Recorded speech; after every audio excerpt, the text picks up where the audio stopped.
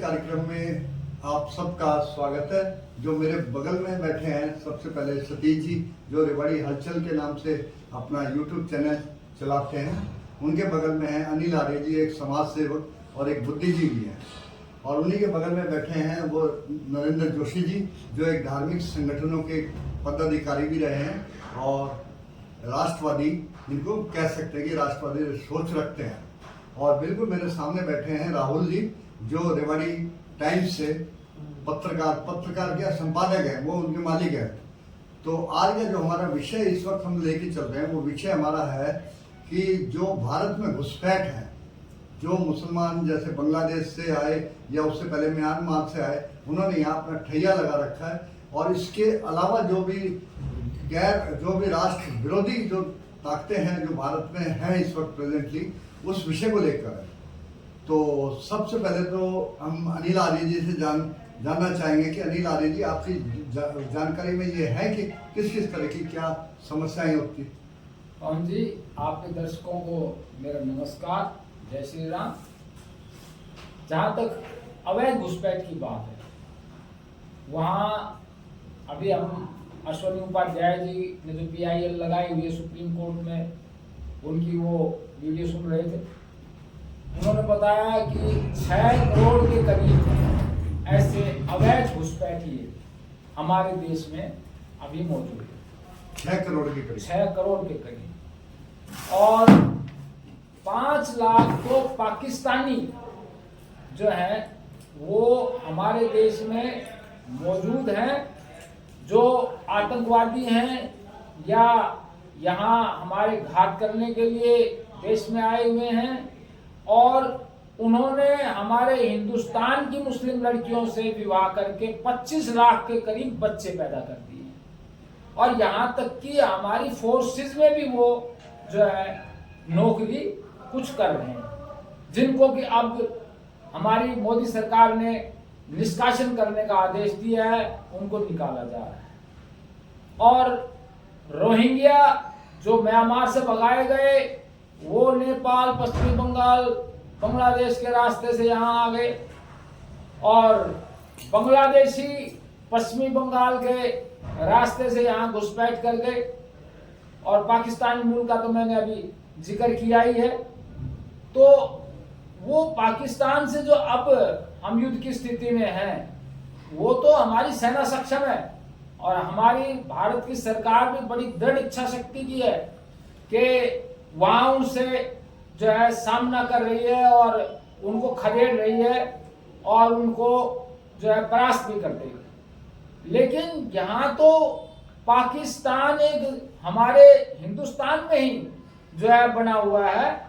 और वो पाक परस्त लोग जो हैं वो कभी भी हमारे देश की सरकार के साथ, देश के समाज के साथ जो है वो घात कर सकते हैं और उनसे निपटना बहुत जरूरी है। देखिए, हमारी सरकार ने स्पष्ट आदेश दे रखे हैं। हमारी हरियाणा की जो नायब सिंह सैनी सरकार है, वो नायाब जो है निर्देश दे रखे हैं कि जल्दी से जल्दी जो भी अवैध घुसपैठी हैं उनको खदेड़ा जाए। लेकिन अफसोस यहाँ होता है कि सरकार तो पूरी तरह से संकल्पबद्ध है, निर्देश दे रही है, लेकिन जो ये सिलेक्टेड कार्यपालिका है, जो वो तो ये हिंदुत्ववादी सरकार के साथ जो है चुन के आई नहीं है, वो तो पीछे तक के कांग्रेस काल के भी नियुक्त हैं और भाई नौकरशाह हैं। उनका मकसद सिर्फ नौकरी करने तक ही है, उन्हें राष्ट्रवाद से सरोकार नहीं है। तो वो उनकी नीति को पूरी तरह से लागू नहीं करते। अब मैं आपको बताना चाहता हूं कि देखो, कार्यपालिका के पास असीमित अधिकार है। NSA है, नेशनल सिक्योरिटी एक्ट, UAPA है, जो अनलॉफुल एक्टिविटी प्रिवेंशन एक्ट है। एक यूपी को छोड़ के योगी जी की सरकार के अलावा कोई भाजपा की सरकार इनके ऊपर वो NSA UAPA लागू नहीं कर रही। अभी हाल की मैं घटना का आपको जिक्र करता हूं। हमारे IB और हमारे CID के अधिकारी कर्मचारियों ने एक रेड की ईंट भट्टे के ऊपर। 2 जो है वहां से बांग्लादेशी जो है उन्होंने पकड़ पाए और बाकी भाग गए या भट्टो वालों ने भगा दिए। वो कुछ दिन इधर उधर टाइम पास करेंगे, फिर वही आ जाएंगे। तो जो ये पनाह दे रहे हैं क्या ये देश से गद्दारी नहीं कर रहे? तो मेरी समझ से तो गुनहगारों से पहले देश के और धर्म के गद्दारों पर पहले कार्रवाई होनी चाहिए। और जो ये पनाह दे रहे हैं अपने भट्ठों पे, पनाह दे रहे हैं अपने संस्थानों में, पनाह दे रहे हैं अपने घरों में अधिक किराए की लोभ में, पनाह दे रहे हैं अपनी फैक्ट्रियों में और कारखानों में सस्ती मजदूरी के लोभ में, वो देश के साथ घात कर रहे हैं और वो देश के गद्दार हैं। कहा जाता है कि हमारे देश धर्म को तोड़ा नहीं, तोपों और तलवारों ने, हमारे देश को तो तोड़ा है हमारे ही गद्दारों ने।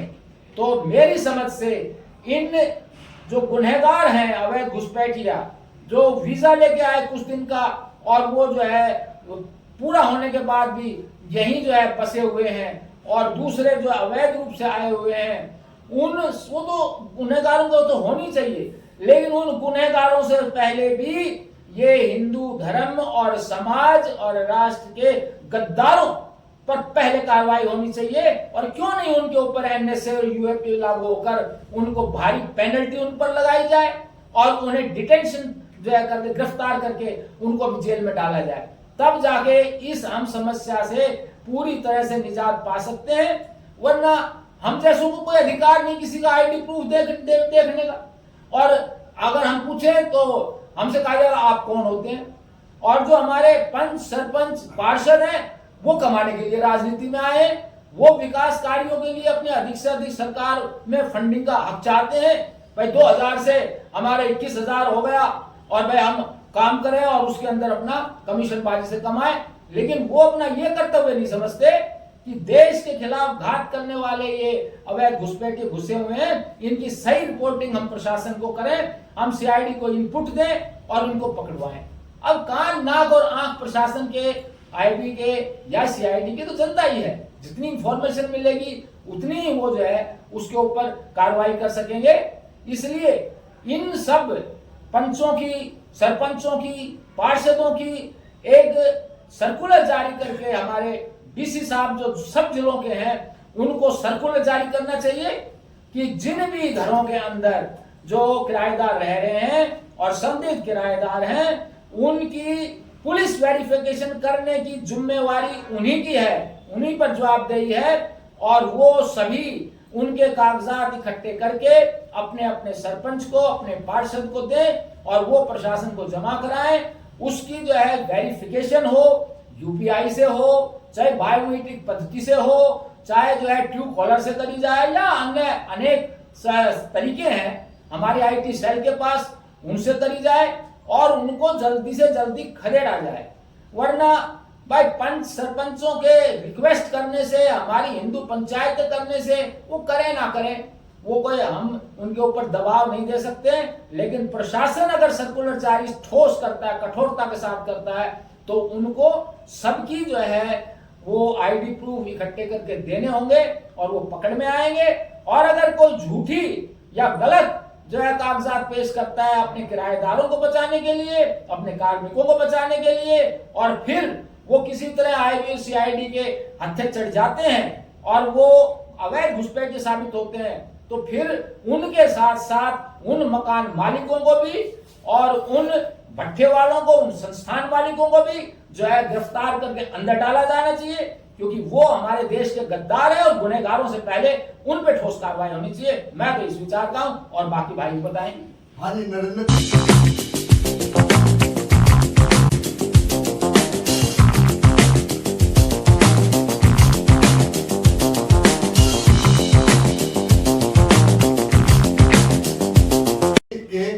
एक तरह से विचारधारा चलेगी और एक तरह से सच्चाई है।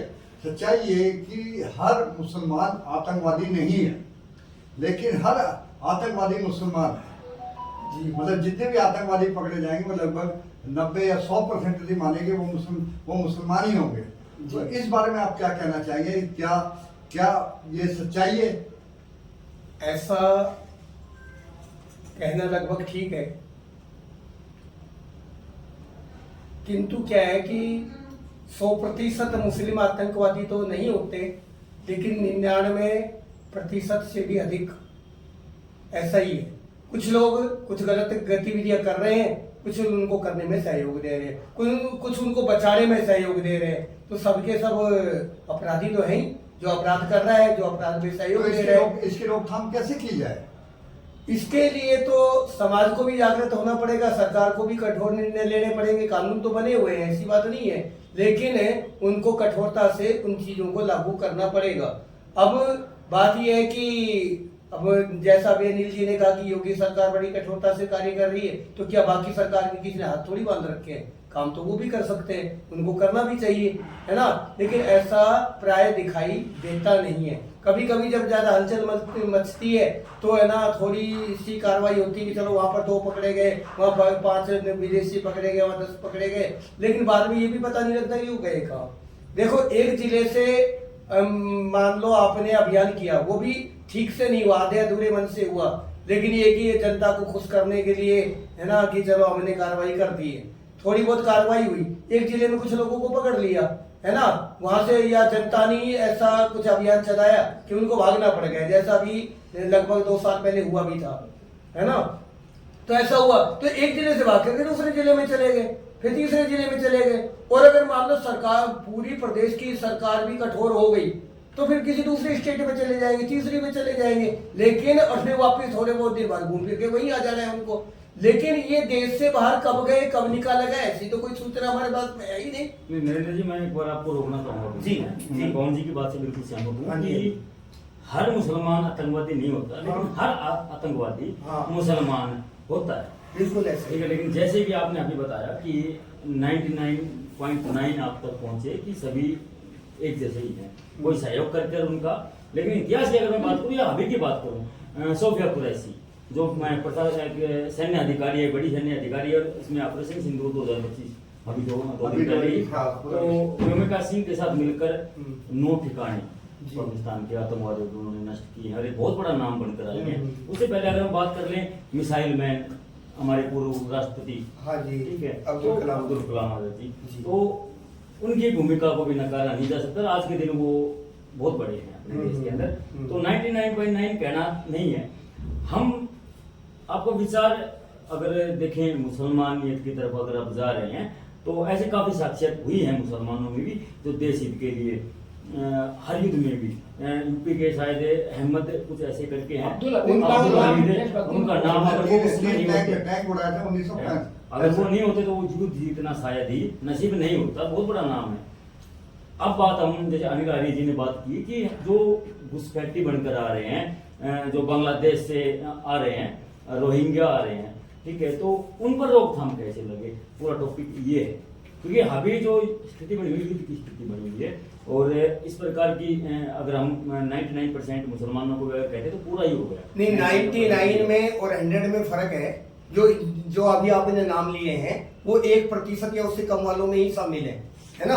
अगर आप इसका ठीक प्रकार से अगर इसका विश्लेषण करें तो आपको वो चीज सामने आ जाएगी। तो इसीलिए, और बात ये भी तो है ना कि जब हमारे यहाँ पर कोई बात होती है, अच्छा ऐसा नहीं कि सभी धर्म के अंदर सभी धर्म के लोग एक जैसे, ऐसा नहीं है, ऐसा भी नहीं कि हिंदुओं में कोई अपराधी है ही नहीं, लेकिन जब हिंदू भाई अगर किसी भी प्रकार की कोई गलत हरकत करता है तो पूरा समाज, पूरा देश उसका ठीक से डट करके विरोध करता है ना, उल्टा है। हाँ, लेकिन यहाँ पर ऐसा नहीं है।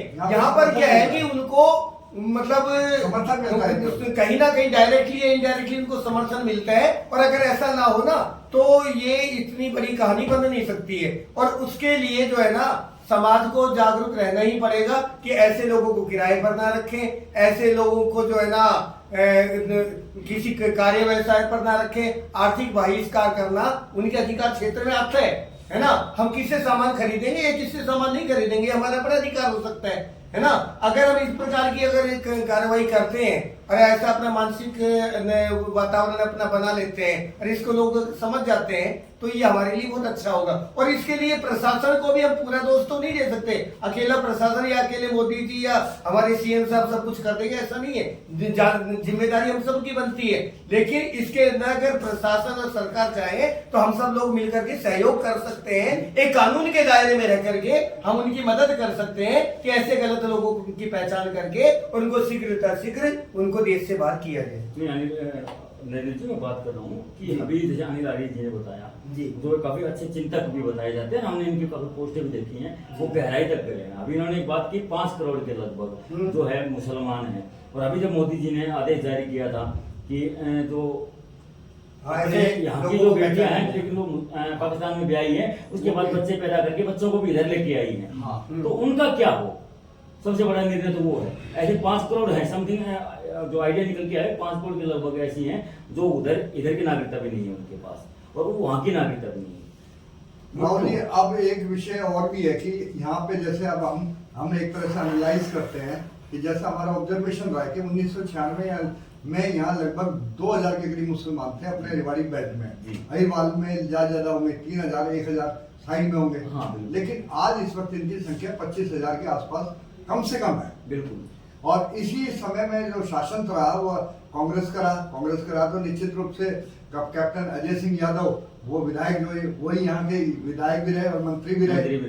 तो क्या उन्होंने जानबूझ के ये लेके आए कि भैया मुसलमानों को बचाओ ताकि वो कांग्रेस के पक्ष में वोट करें, या यह एक तरह से ये अनहोनी इत्तेफाक से हो गई? नहीं, इत्तेफाक नहीं है, ये पूरे राजनीतिक उद्देश्यों से की गई है, और हम ऐसा मानते हैं कि इन्होंने उनका बहुत बड़ा योगदान है जिनका अभी अपने नाम लिया है ना, उनका बहुत ही बड़ा योगदान है।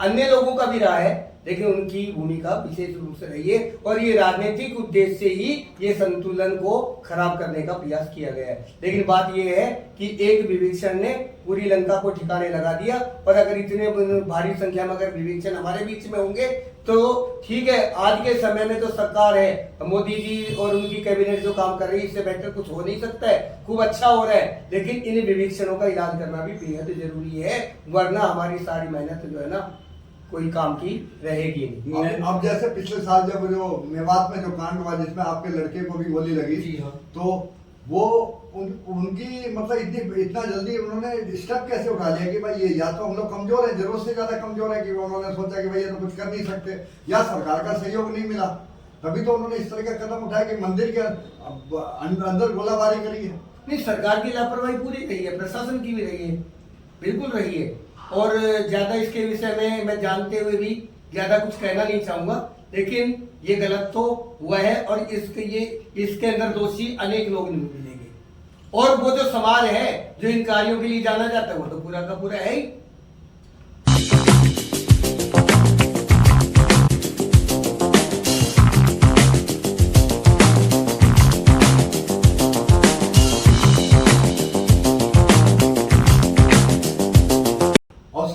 आप क्या कहना चाहिए जो वर्तमान परिस्थिति है, जहाँ एक तरफ बॉर्डर पे तनाव बना हुआ है और साथ में अंदर की जो समस्या है वो एक तरह से घुसपैठी है, दूसरे जो है सबसे पहले तो मैं धन्यवाद करना चाहूंगा आपके प्लेटफॉर्म के माध्यम से। आज हम पत्रकार साथियों को आपने बुलाया, अपने विचार रखने के लिए यहाँ पे न्योता दिया और हम आए। हम ग्राउंड पे रहते हैं सर, हालांकि मैं कुछ दिन से ही काम कर रहा हूँ, लेकिन जहां तक हम देखते हैं ग्राउंड पे हम कवरिंग करते हैं, देखते हैं लोगों की छोटी छोटी खबरें लेके आते हैं, तो वहां से भी हमें चीजें आती हैं। जैसे कि अनिल जी ने बताया कि जो मुसलमान हैं, परवर्ती के लोग हैं और इस समुदाय के जो लोग हैं वो हमारे बीच रह रहे हैं। जैसा कि अभी आपने बताया कि कुछ समय पहले 3-4 हजार थे, आज 25,000 नहीं सर, बहुत ज्यादा हो चुके।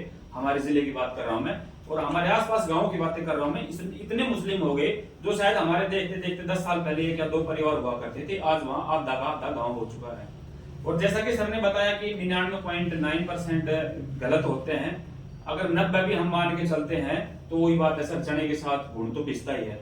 अब जब 100 में से 90 गलत है तो 100 के 100 को ही सजा मिलेगी ना। और कहीं ना कहीं हमारे यहाँ भी जब हम काम करते हैं, जैसे कि अभी मेवात का जैसे बताया आपने मुद्दा हुआ था, काफी यहाँ लोगों में आक्रोश भी आया था उस समय, लोग भड़के भी थे मुसलमानों को लेकर। अन्य प्रकार की काफी कुछ इनकी कुरीतियां भी सामने आई थी कि थूक डाल के इस तरह के फ्रूट वगैरह बेचना, इस तरह की थूक लगा दिया और काफी इस तरह की चीजें सामने आई थी। ताबीज वगैरह गांव में जाके ताबीज वगैरह बेच रहे हैं, ताबीज से ये चीज बुखार सही हो जाएगा, यही हो जाएगा। भड़के भी थे काफी लोग, लेकिन वहां भी कहीं ना कहीं प्रशासन का दबाव हमारे लोगों पर ही पड़ा। आज हम देखते हैं कई बार जैसे कि गोरक्ष गो भक्त हैं, ये जो गो तस्करी करते हैं हमारे क्षेत्र में आके धड़ल्ले से हमारे सामने आंखों के सामने से उठा के गौ को ले जाते हैं, कटवाते हैं वहां पे, और उनके ऊपर जब कार्रवाई करते हैं तो प्रशासन उन्हीं के ऊपर हावी होता है। आए दिन इस तरह की खबरें भी आती रहती हैं। तो देखिए कहीं ना कहीं प्रशासन का भी हम चाहते हैं कि सख्ती से पेश आना होगा इनके ऊपर। और हम देखते हैं सर, मैं लोकल की बात करूं, हमारे आसपास गांव में जो छोटे छोटे बच्चे हैं, 5 7 साल 8 साल 10 साल के बच्चे, उनके जब हम विचार लेते हैं तो उनके अंदर इतनी मतलब कि हिंदू के प्रति इतनी हीन भावना है कि उनका ये 10 साल का बच्चा बोलता है सर कि हम बड़े होके हमें कब्जा करना है यहाँ पे। ये हमारे मतलब सिखाते हैं बड़े बुजुर्ग उनके कि आपकी जमीन थी, पहले आप हुआ करते थे, यहाँ पे आपको यहाँ से निकाला गया था, भगाया गया था, और आपको बड़ा होकर इन पे कब्जा करना है हमारे गांव में जी। इस तरह की 10 साल के बच्चे की सोच है, तो आप सोचिए कितना जहर भरा जा रहा होगा उनके अंदर और किस तरह के लोग होंगे वो। रेवाड़ी में बहुत बड़ी संख्या है, जो आपने अनुमान लगाया उससे अधिक ही है, कम नहीं है, किंतु अभी उस स्टेज पर नहीं पहुंच पाए हैं कि वो अपना खेल खुल करके खेल सके। लेकिन उसके बावजूद भी मैं एक दुकानदार के पास में बैठा हुआ था करीब 2 साल पहले, तो एक अंगूर बेचने वाला वहां से जा रहा था, तो और वो उसी समुदाय का था जिसके बारे में हम बात कर रहे हैं। तो उसने कहा कि भाई अंगूर क्या भाव है, तो उसने कहा कि 100 रुपए किलो। बोला नहीं 80 रुपए किलो दे रहे तो दे। बोला 80 रुपए किलो ले लाला जी, पंजा पैसा वाला, लेकिन तेरा पैसा हमारे काम आएगा। ये देखो कितनी बड़ी उनके अंदर निर्भीकता है, कितना उनका दुस्साहस है, जो ऐसे एरिया के अंदर जिसको हिंदू बहुल कहा जाता है वहां पर वो सरेआम इस चीज को बोल रहे हैं, और जहां पर इनकी नफरी थोड़ी सी और बढ़ जाएगी तो हमारे साथ में क्या होने वाला है, ये बात कल्पना से भी परे की बात। अब 2 शब्दों में आप लोग ये बता दीजिए कि एक के बाद एक कि इसका समाधान कैसे निकाला जाए, क्या क्या नियम लागू होने चाहिए और कितनी जल्दी सरकार को इसके खिलाफ एक्शन लेना चाहिए ताकि इस तरह की समस्या का समाधान निकल सके। पवन जी, अभी हम समीक्षा कर देते हैं। राहुल जी की बात में भी कोई शक नहीं है कि सारे ही मुसलमान खराब नहीं हैं, उनमें से अगर कुछ प्रतिशत अच्छे हैं तो उनको स्वागत योग्य हैं। अगर उनमें राष्ट्रवाद है, अगर उनमें सनातन भाव है, अगर उनमें देशभक्ति के संस्कार हैं, चाहे वो एपीजे अब्दुल कलाम की तरह हो, चाहे वो अब्दुल हमीद की तरह हो, या अपनी ये सोफिया बेटी जो है अभी सोफिया कुरैशी जैसे जो है देशभक्त जो है सैन्य अधिकारी हो, उनको सब स्वागत के योग्य हैं। लेकिन अधिकांश जो वर्ग है वो देश विरोधी और हिंदू विरोधी मानसिकता के संस्कारों से ग्रस्त है। अब आप देखिए, चुनाव यहाँ भी होते हैं और चुनाव मेवात में भी होते हैं। तो चुनाव मेवात में जब हुए तो मामन सिंह जो वहां का एमएलए है उसकी रैलियों में पाकिस्तान के झंडे लहराए। तो इसका मतलब जो पाक प्रस्त मानसिकता के जो भारत के नागरिक मुसलमान भी हैं वो भी हमारे देश के लिए घातक हैं। हमारे देश में मुसलमान रहें लेकिन भारत की मिट्टी के भक्त होके रहें, भारत के देशभक्त रह के रहें, राष्ट्रवादी सोच के रहें, और जो है सनातन जो पूर्वज उनके हैं, जो डीएनए सबका एक है, तो उन पूर्वजों के प्रति आदर भाव रख के रहें तो कोई आपत्ति नहीं। लेकिन अगर वो देश विरोधी गतिविधियां करते हैं, वो पाक प्रस्त और जो है हिंदुस्तान के खिलाफ नाराबाजी करते हैं, फलस्तीन के बारे में नाराबाजी हक में करते हैं, तो फिर जो है वो हमारे देश को सुरक्षित नहीं रख सकते। ऐसों के खिलाफ भी कार्रवाई होनी चाहिए। और प्रशासन की जहां तक बात आई तो मैं आपको बात बताऊं कि ये जितनी गो तस्करी हो रही है, पुलिस के नाकों से बाईपास कराई जा रही है, गाड़ी कौन करवाता है? ये नाके पर खड़ी हुई पुलिस ही करवा रही है। जिनकी सूचना हमारे गोरक्षकों को मिल जाती है उनको जो है रोका जाता है।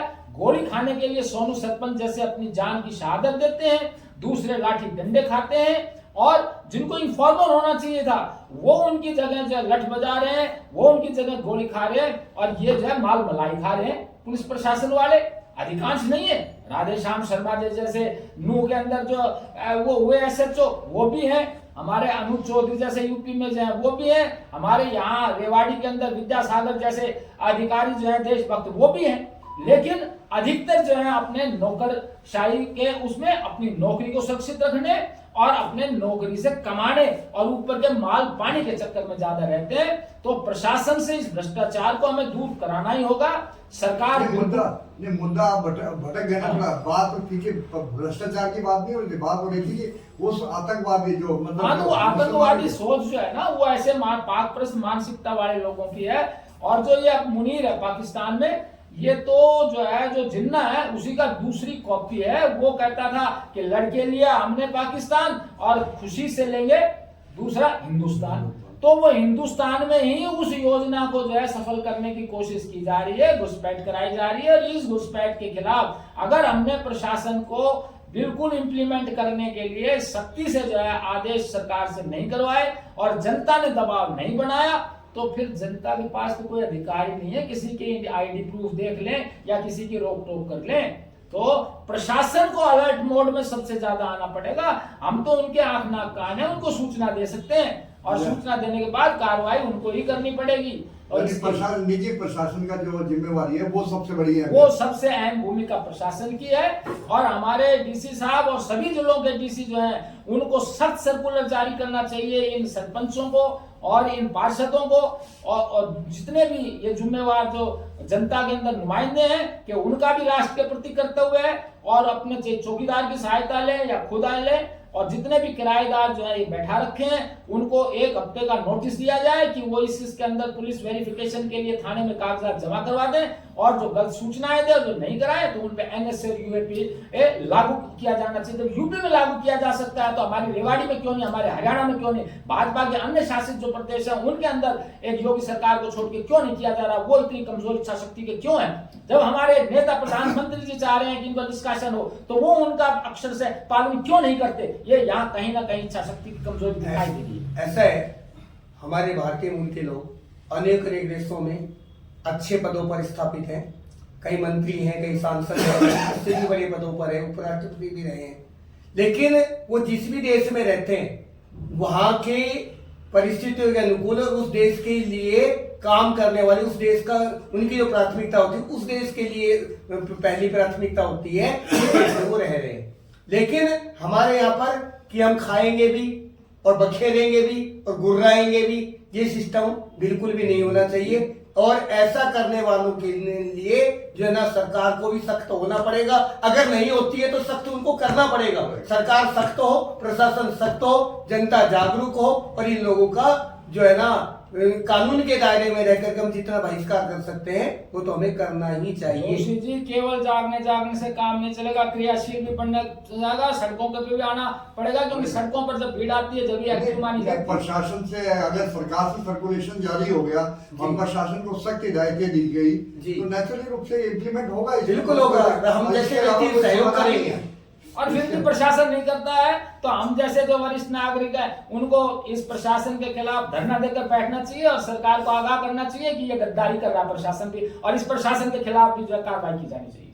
बस आज के कार्यक्रम में इतना ही, फिर मिलते हैं अगले कार्यक्रम में, तब तक के लिए नमस्कार, जय श्री राम।